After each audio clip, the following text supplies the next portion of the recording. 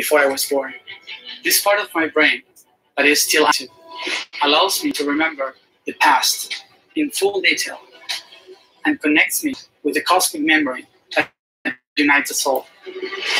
I believe I have been given this gift so that I can help people understand the structure of the universe we live in, the concept of our existence, and the importance of things we ignore in everyday life that are essential for our growth.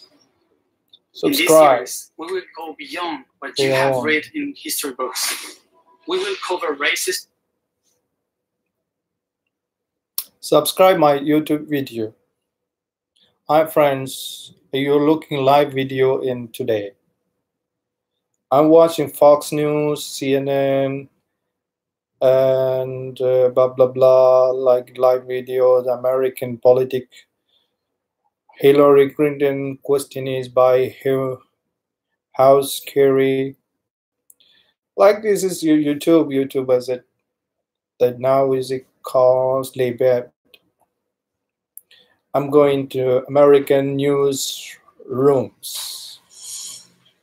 American President Trump newsrooms today praising his Attorney General William Barr for taking charge of the case against longtime Trump advisor Roger Stone as Democrats call for an investigation. Our correspondent Doug McKelway is live at the White House with details. Good morning, Doug. Good morning. Morning, Ed. The four prosecutors who won the conviction of Roger Stone, recommending that he spend up to 9 years in a federal penitentiary, have now stepped down from the case. One of them formerly associated with the Mueller prosecution team. Their withdrawal is an apparent protest against the Justice Department's decision to significantly reduce their sentencing recommendation. One Justice Department source telling Fox News, and I quote, the department finds 7 to 9 years extreme, excessive, and grossly disproportionate to Mr. Stone's offenses. The spelling is right directly. Up to 9 years sparked an infuriated President Trump to fire away on Twitter, criticizing not only those four prosecutors, but also the judge in the case, Judge Amy Berman Jackson, I should say, quote, is this the judge that put Paul Manafort in solitary confinement, in all caps, something that not even mobster Al Capone had to endure? And then more Trump tweets on that same subject this morning, quote, congratulations to Attorney General Bill Barr for taking charge of a case that was totally out of control. And Democrats, as you would expect, took the polar opposite view. Senate Minority Leader Schumer asking the Department of Justice's Inspector General to begin an investigation. Quote, this situation has all the indicia of improper political interference in a criminal prosecution. And House Intelligence Committee Chairman Adam Schiff also asking for an investigation. Here he is. There it is. And for the president now to intervene through his attorney general to seek lighter sentences for people who were covering up his own misconduct is just an egregious violation of the rule of law. But the president said from the Oval Office last night that he did not intervene. No, I didn't speak to the judge. Presidency, if I wanted, I have the absolute right to do it. Did not invest. Investment that people wouldn't believe, but I didn't speak to him. I did. And asked if he was considering a commutation for Roger Stone, the president said, I don't want to talk about that right now. Key phrase is right now. We shall see. Ed? All right, Doug McKelway, thanks for staying on top of it. All right. Next, another video I saw. Oh, Fox. I wanted to find a course that would utilize my time best. I'm gonna start for again. I'm gonna start again. Because I used to the best live video news. All right. And ABC News, Al Jazeera English News. That's for. See, for coronavirus. We have a new name Corona. for coronavirus. The World Health Organization has officially called it COVID-19. Co for corona, Vi for virus, D for disease, and 19 because it started last year. The name, though, of course, isn't the most pressing concern.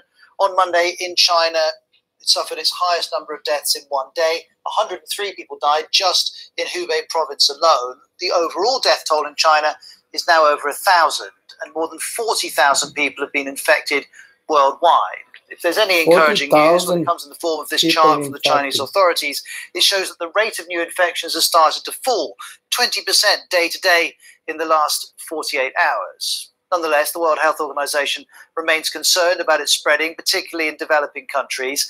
Here's the latest update from the WHO's Director General. If this virus makes it a weaker health system, it will create havoc. To be honest, a virus is more powerful in creating political, economic, and social upheaval than any terrorist attack. Well, as you'd imagine, China continues to take a range of measures to try and control this virus. Let me show you some of the most recent pictures. This is in Wuhan, the city where the virus was first detected, and these trucks are firing disinfectant all over the streets. We also have these pictures from inside one medical facility. We know thousands of patients are requiring treatment in Wuhan alone. And these pictures are also from Wuhan in a different hospital where, believe it or not, these are medics wearing full gear, as you can see, along with patients, all of whom are dancing together to try and boost morale. And we also have better news from these pictures. The people we're seeing getting into this particular ambulance are people we're told have been released from hospital because they've recovered from the virus.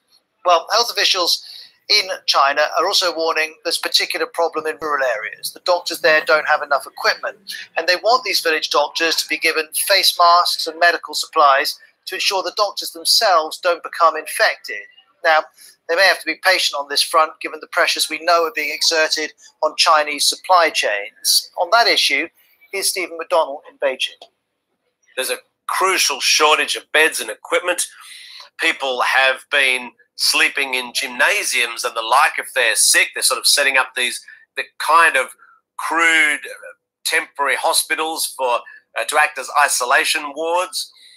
And so, yeah, it is a pretty dire situation inside Hubei province, but right across China. I mean, it's funny, if you could see in detail, like out the window behind me, there's nobody out on the streets in Beijing either. People do not want to leave their homes.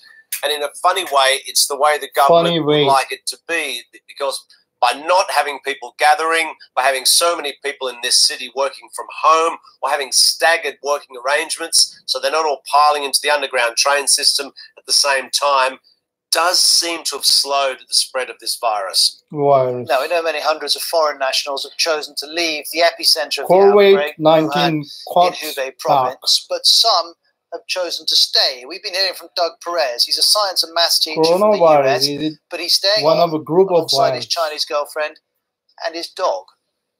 Going out, doing basic stuff is kind of like a game of Tetris. You really do have to stay 6 feet away from people, so when you walk outside, you're careful. You're cognizant of everything you do. Everyone you interact with, you have to wear gloves, masks, etc.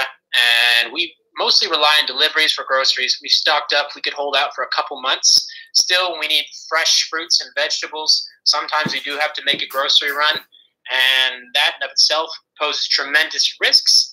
Well, in recent days, Chinese authorities have been increasingly criticized for their handling of the crisis. In particular, that's been driven by the death of the doctor who in December warned that a possible virus was emerging, and that information was suppressed by the authorities, and his death caused widespread public anger.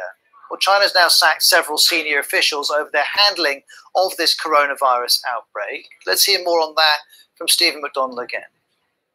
Somebody had to take the fall, because there's been a lot of criticism, especially in terms of dealing with the early fallout of this emergency in the city of Wuhan in the province of Hubei.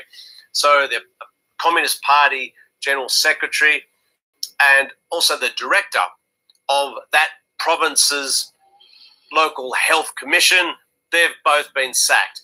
But I think we don't expect it to end there. Now, the Chinese government is well aware how closely its actions are being watched around the world. On that issue, here's Imogen Fuchs at the WHO's headquarters in Geneva. There always is some politics in these issues. China's very sensitive about criticism that it may not have told the truth at the beginning, that it may not be handling the virus well.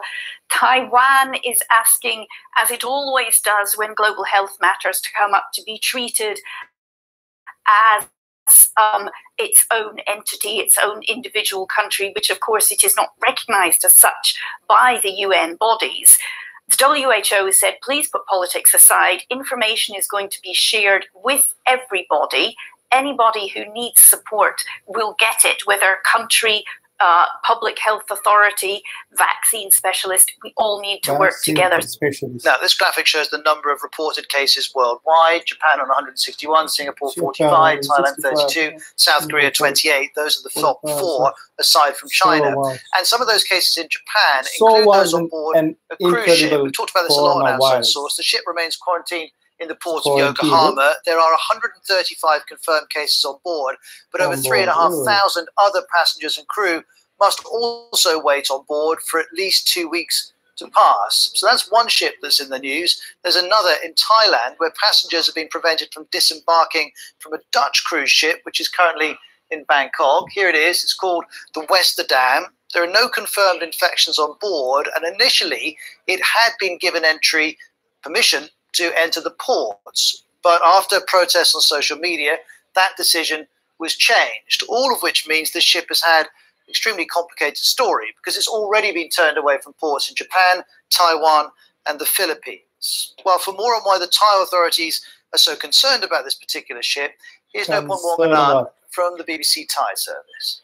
It seems that the Thai authorities have changed their mind after an outcry on social media on Monday. I think the main concern for the Thai authorities is this.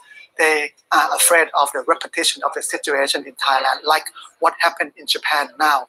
If you look at the latest figures, Japan has the highest number of coronavirus infections after China. Japan has about 161 so far as of today, and 135 of them came from passengers aboard this cruise ship off the Japanese coast, and that ship and the ship that was supposed to be coming to Thailand, they are owned by the same company, which is an American company. Now, here in the UK, this British businessman, Steve Walsh, has been centre of attention. He's thought to have infected 11 people after attending a conference in Singapore and then travelling to France and then on to the UK.